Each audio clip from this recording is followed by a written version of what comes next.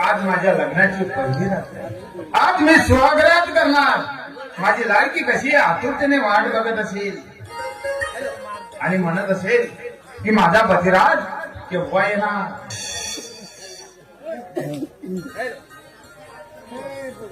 Hello hello, Shri माननीय अमरसिंह चव्हाण यांच्याकडून ढोलकी वाद्याला 50 रुपयाचं पारितोषिक मिळत आहे. तरी ढोलकीवाल्याने स्वीकारलं.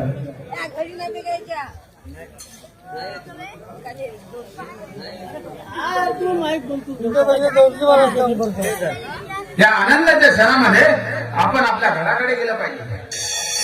माझी लाडकी कशी आंधळून बांधून फुलांना सजवून माझी आतुरतेने वाट बघत असेल आणि म्हणत असेल की माझे पतिराज केव्हा येणार आणि केव्हा मला कवटाळेल.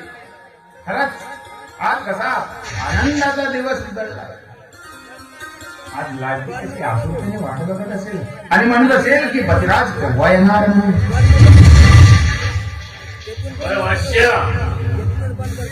कसला आनंद झालाय आणि हा आनंद तुमच्या चेहऱ्यावर कसा उचलून अहो आनंद म्हणजे काय. अहो या आनंदाच्या क्षणामध्ये तुम्ही आमच्या घरामध्ये आणाल आणि मलाच विचारता भासाजी कसला आनंद म्हणून. अहो आज मी लग्न झालंय, आज विवाहित झालोय आणि आज माझ्या लग्नाची पहिली रात्र. काय करणार आता स्वागत करणार मामाजी. या आनंदाच्या क्षणामध्ये तुम्ही आलात आणि आनंदामध्ये विराम पडलाय मामाजी. बरोबर आला वाश्य. कारण तुमचं लग्न झालंय, एकाचे 2 हात झाले. आता पत्नी आली घरामध्ये, आनंदी आनंद वातावरण.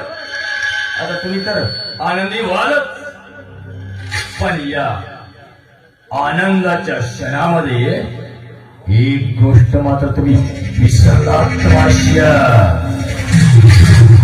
आणि ती गोष्ट म्हणजे ज्या कारणासाठी तुम्ही त्या मुलीला इथं लग्न करून आणलं, हीच गोष्ट आज तुम्ही विसरताय. आठवा त्या बागेमध्ये तुमच्या गालावर पडलेली थापड वाश्य.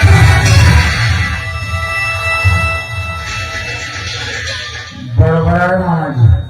कदाचित मी सर्व काही विसरले असतो, पण आता नाही. आता कदापि देव विसरणार नाही मामाजी. आणि जेवणचे धक्के कसा धीरे धीरे चालवतो ना, हे तुम्ही बघतच राहा. म्हणजे झालंय मामाजी.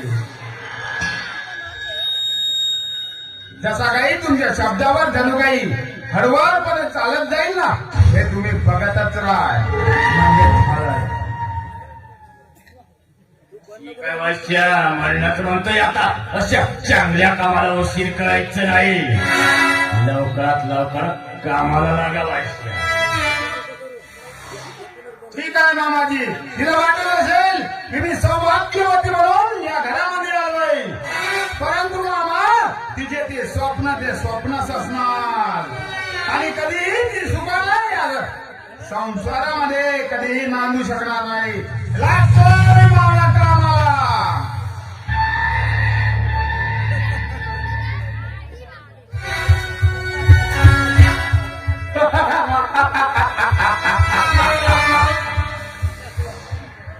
वाह, आता खेळाला रंगत आली म्हणायची.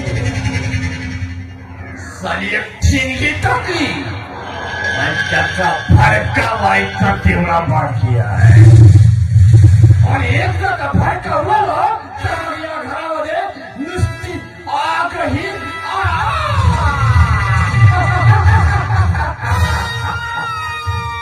राकेश म्हणतात मला. राकेश असं काही या घरामध्ये वादळ उठली ना, त्या वादळामध्ये संपूर्ण घर उद्ध्वस्त करून उद्ध्वस्त. पण माझ्यासारखा मीच आहे आणि माणूस मोठा नीच आहे.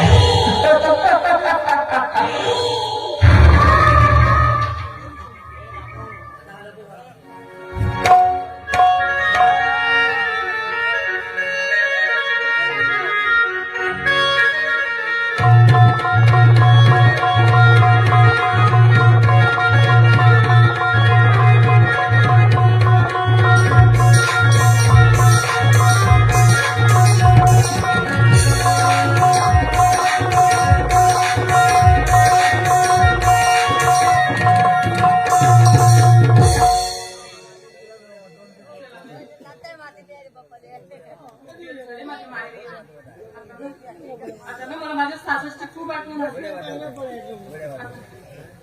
आता मी नाही राहू शकत. मी आता माझे पटकन माझ्या अमरदादाला आवाज देते आणि मी माझ्या सासऱ्याला सोडून मागते. अमरदादा, ए अमरदादा, अरे कुठे आहेस का तू? अमरदादा, ए अमरदादा, कुठे गेला असेल? काय चल पटकन नाही का माझ्या बसला सोडून दे दादा मला. म्हणजे तू गावाला जाण्यासाठी निघाली आहे? मग काय करू? मला खूप माझ्या सासरची आठवण येते. हे ताई, हे बघ अगं आणखी 4 दिवस थांब, मग जाशील ना. तुला काय वेळ काय सुटली? हे बघ, तू आता जायचं नाही. 4 दिवस थांब ना. या गाण्यासाठी तुझ्या भावासाठी तरी थांब ना. नाही दादा, अरे या तुझ्या अभाग्या बहिणीच्या नशिबात ते क्षण नाहीच रे दादा. मला नाही राहावं वाटत रे आता. तू मला नेऊन गेली दादा. हे ताई, एवढा हट्ट करतेस का? काय एवढा हट्ट करतेस? तुझ्या लग्नावरून 4 दिवस झाले नाही आणि तुझ्या हाताची मेहंदी गेली नाही आणि तुला एवढी काही सुटली आहे जाण्याची? तू खूप दिवसाने आली आहेस या तुझ्या भावाच्या घरी. थांब ना. 4 दिवस अगदी थांबलीस ना, तर या तुझ्या भावाला सुद्धा खूप आनंद लाभेल का? तुझ्या भावाला खूप आनंद लाभेल. थांबलं का ताई?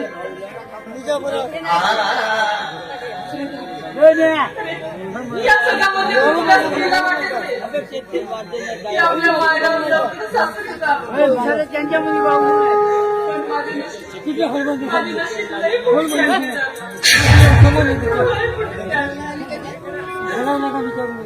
तुझं नाही. लग्न नको